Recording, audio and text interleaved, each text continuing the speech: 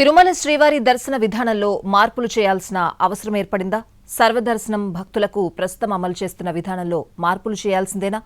Easy దర్శనానికి TTD ముందున్న ప్రత్యామ్నాయ మార్గాలేంటి? కలియుగ ప్రత్యక్ష దైవమైన శ్రీవారి దర్శనార్థం నిత్యం వేలాది మంది భక్తులు తిరుమలకు తరలివస్తుంటారు. సర్వదర్శనం మినహా మిగిలిన వాటికి 2 నుంచి 3 గంటల్లో స్వామివారి దర్శన భాగ్యం కలుగుతుంది. సర్వదర్శనం భక్తులకు సంబంధించి ప్రస్తుతం టీటీడీ 2 విధానాలను అమలు చేస్తుంది.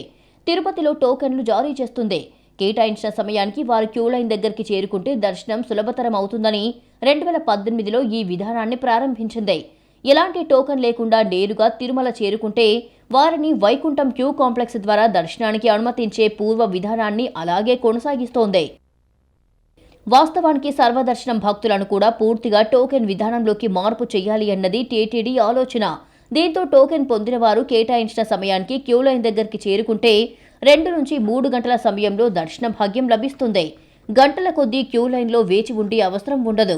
కానీ టీటీడీ ఆశయానికి అనుగుణంగా ప్రస్తుత పరిణామాలు లేవు.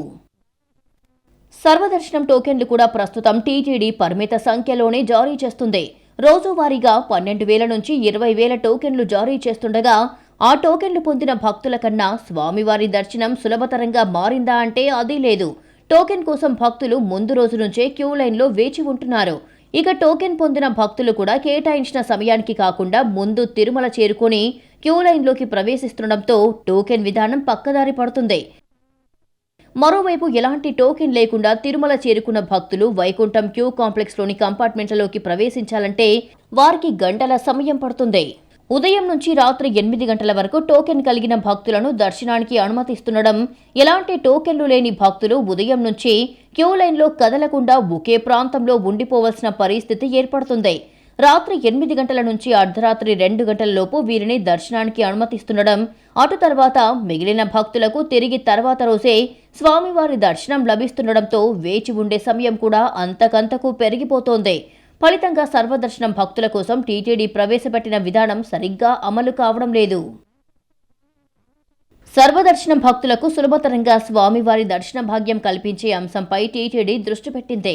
ప్రస్తుతం ఉన్న టెక్నాలజీని వినియోగించుకొని సర్వదర్శనం భక్తులకు కూడా స్వామివారి దర్శనాన్ని సులభతరం చేసే అవకాశాలను పరిశీలిస్తున్నారు ఇన్ఛార్జ్ ఈవో వెంకయ్య చౌదరి.